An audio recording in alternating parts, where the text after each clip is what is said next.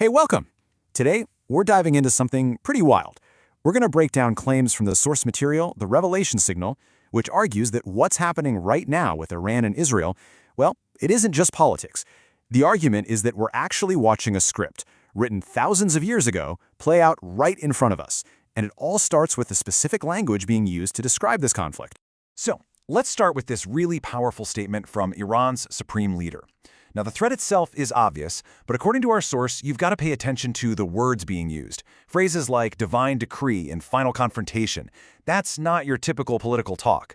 The source says this religious framing is the first major clue that we're dealing with something else entirely. And that really gets us to the big question we're tackling here.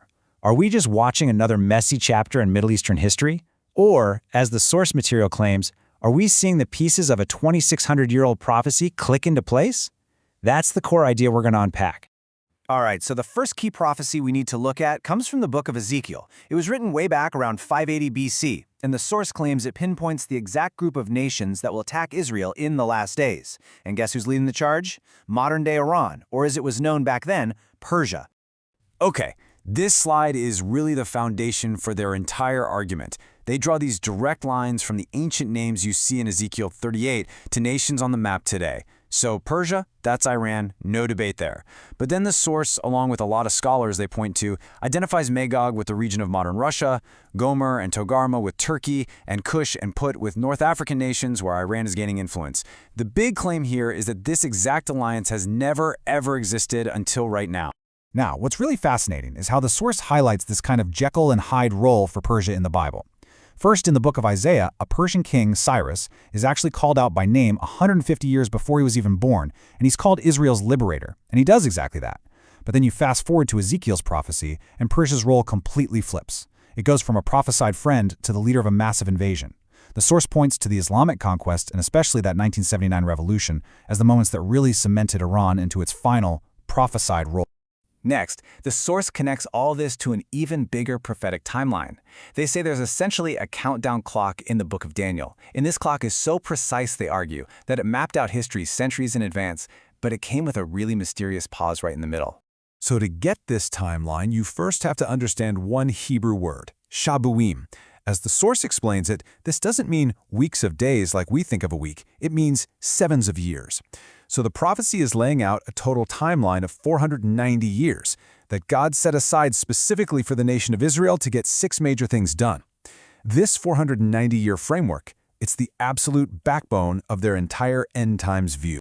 And this shows you exactly how it works. The source argues that the first 483 years of that prophecy were fulfilled perfectly, right down to the day ending when Jesus the Messiah was cut off, crucified. But right at that moment, the prophetic clock just stopped.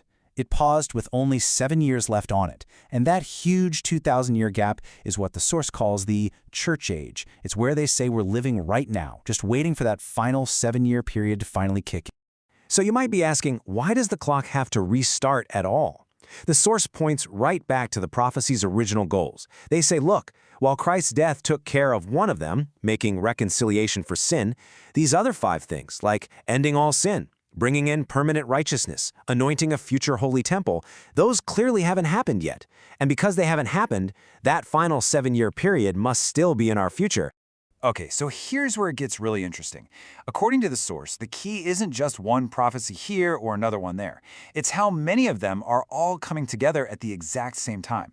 They claim that for the first time in 2,000 years, every single piece needed for these end times events is on the board. They call it the Great Convergence. So the source lays it out kind of like a prophetic checklist, arguing these things had to happen in this specific order. Step 1, Israel had to be a nation again. Check, 1948. Step 2, they had to control their ancient capital, Jerusalem. Check, 1967. Then, their ancient enemies had to form that exact alliance from Ezekiel. Then, Israel needed to have wealth that was worth stealing. And finally, you needed the talk of a big peace deal to create a false sense of security. And the source claims we are watching that final step unfold right now. And this chart just visualizes how quickly they believe things are accelerating. You know, back in 1900, pretty much none of these conditions were met. By 1970, with Israel back on the map and Jerusalem under its control, a few key pieces were in place. But today? With that specific Iran-Russia-Turkey alliance, Israel's new wealth, and all this push for a regional peace deal, the source says nearly all the conditions have finally converged. Okay, so if the stage is set, what actually starts the clock on those final 7 years? What's the trigger? Well, the source points to one very specific event that's described in the book of Daniel, the signing of a covenant, or a treaty. This single verse is everything. It's the starting gun. According to the source, a future world leader, who they identify as the Antichrist, will broker a 7-year deal with Israel and a bunch of other nations. And they see all the recent talk about a huge Middle East peace plan, maybe one with security guarantees from a nation like Iran, as a possible setup for this exact event. And here is where two massive prophecies just lock together perfectly. Remember that invasion from Ezekiel? The prophecy said it would happen when Israel is dwelling safely. The Hebrew word is batak, and it means feeling secure without fear. But let's be honest, Israel has never really known that kind of security. So the source argues that this peace deal from Daniel is the one thing that could create that false sense of safety, causing Israel to let its guard down right before the big invasion. So this is what that final 7-year period looks like, according to the source. It starts with 3.5 years of what looks like peace under this covenant. But at the exact halfway point, the Antichrist breaks the deal, walks into a rebuilt Jewish temple in Jerusalem, and declares that he is God. This event, called the Abomination of Desolation, is what kicks off the final, brutal 3.5 years of global judgment known as the Great Tribulation. So what's the bottom line here? What does all this mean for people today? Well, the source doesn't just lay out a prediction. They end with a very specific theological point and what they see as a direct call to action.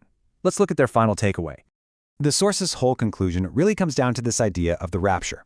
This is the belief that just before that final 7-year tribulation kicks off, all Christian believers will be caught up or basically rescued from the earth. That means, in their view, that the church isn't meant to face that time of judgment. But in contrast, anyone left behind will have to live through the reign of the Antichrist and everything described in the book of Revelation. And they use this verse to really drive the point home. You see that phrase, peace and safety? It directly echoes the exact conditions created by that covenant we talked about. The verse is saying that while this destruction will seem sudden to the world, it shouldn't be a surprise to believers. The signs are there so that they can understand the times and be ready for what they believe is an imminent rescue before those final 7 years begin. And so that brings us right back to where we started. The source material lays out this detailed case, arguing that the alignment of Iran, Russia, and Turkey, Israel's wealth, and the global push for a Middle East peace deal are not just random events. They believe it's the step-by-step fulfillment of ancient prophecies. And the ultimate question they leave us with is this: are we just witnessing a massive, unbelievable string of coincidences, or is a 2,600-year-old script actually playing out in our headlines today? That's the question the source raises, and the one we'll leave you